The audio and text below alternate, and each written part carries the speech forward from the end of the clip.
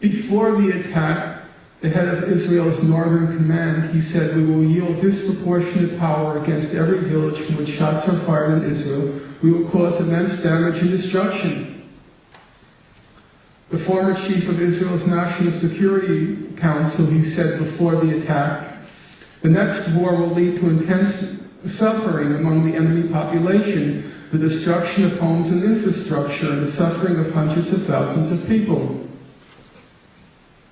During the invasion, Israel's foreign minister, Tzipi Livni, she said, "Hamas now understands that when you fire on Israel's citizens, it responds to going wild, and that is a good thing," said Ms. Livni.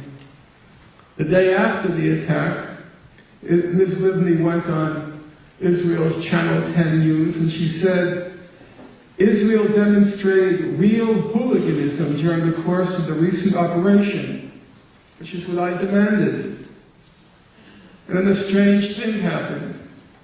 A few months later, Ms. Livni was on her way to the UK, and a British court authorized that she could be served with papers for being a war criminal.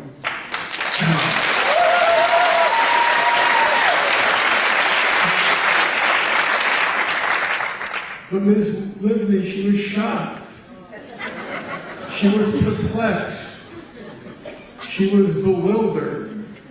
She was certain that real hooliganism was protected by the Geneva Conventions.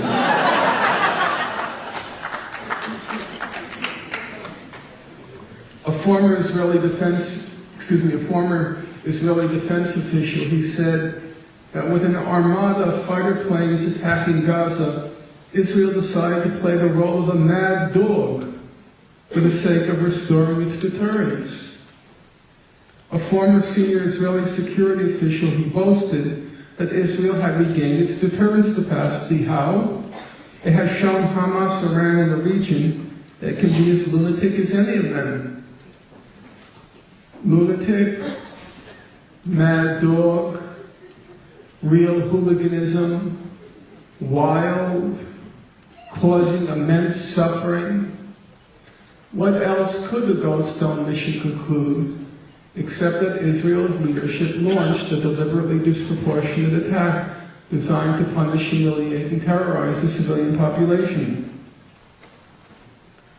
Nonetheless, the Goldstone report evoked a huge outcry of outrage across the Israeli political spectrum, not just what we call the right-wingers in the West, but also the doves. So let's take the case of that Nobel laureate for peace, Shimon Peres. Actually, we should defer to his title because the British recently knighted him, so we should call him Sir Shimon. Sir Shimon, he said, the Goldstone report's a mockery of history, and that Goldstone is a small man devoid of any sense of justice. And then Sir Shimon, he wanted to set the historical record straight for those who are suffering from some misapprehensions. So, anyone here from the West Bank? You want to raise your hand? Okay, just a couple. He said it was Israeli military operations in the West Bank which are what brought economic prosperity there. Anyone here from Lebanon? Okay. He says, what happened in 2006? It was Israeli military operations which liberated Lebanon from the wrath of Hezbollah. They also liberated 1,200 Lebanese from their earthly existence. And then there's Gaza. What happened in Gaza? Well, according to Sir Shimon, it was Israeli military operations that enabled Gaza residents to return to their daily routine. Well, thank you very much, Sir Shimon. And then there's the Israeli ambassador to the United States, Michael Oren. Some people even think he's a historian. And he said the Goldstone report was even worse than Ahmadinejad and the Holocaust deniers, which, as you can imagine, is pretty awful. And then back in the United States, Alan Dershowitz of Harvard Law School, he alleged that the Goldstone Report is so filled with lies, distortions, and blood libels that it could have been drafted by Hamas extremists. He recalled the protocols of the elders of Zion. He said Goldstone was an evil, evil, evil man, an absolute traitor.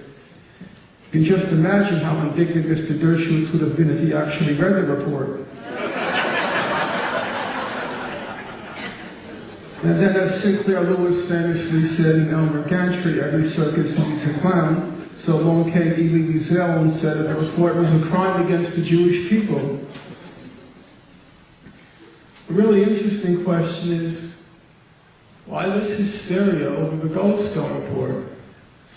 The Goldstone Report was the last in a long series of reports issued by respected human rights organizations, all of which reached roughly the same conclusions.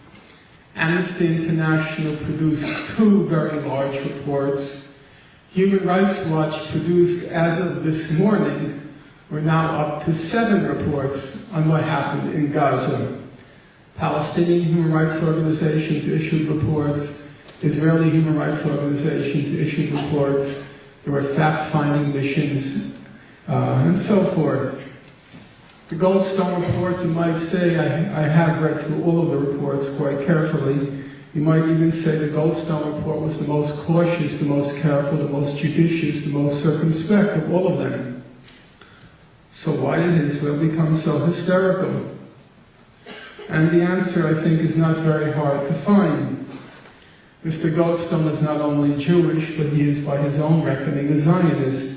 He says, I've worked for Israel all of my adult life. I fully support Israel's right to exist. I'm a firm believer in the absolute right of the Jewish people to have their home there. Mr. Goldstone sits on the Board of Governors of the Hebrew University in Jerusalem. He's the recipient of an honorary doctorate from the Hebrew University. His mother was an activist in the Zionist movement. His daughter did Zionist immigration to Israel. When Mr. Goldstone was asked, why did you become a human rights lawyer? He said, well, it was because of the Nazi Holocaust. And now Israel had a real problem on its hands. Because for many decades it had honed, it had perfected these ideological weapons in order to discredit any critics of Israel. So if you criticized Israel, you must be an anti-Semite, a self-hating Jew, a Holocaust denier. But Mr. Goldstone's persona and his profession neutralized those weapons. As the Israeli columnist Gideon Levy put it, he said, this time, referring to Mr. Goldstone, this time the messenger is propaganda-proof. Mr. Goldstone, he didn't have a typical profile of an anti-Semite. He didn't seem like a self-hating Jew. He said, I love Israel, a Zionist. He wasn't your run-of-the-mill Holocaust denier, because he said it was because of the Holocaust that I became a human rights lawyer. So, if he was not an anti-Semite, he was not a self-hating Jew, he was not a Holocaust denier, if he wasn't an incompetent or a fool, and the former chief prosecutor of major tribunals couldn't be an incompetent or a fool.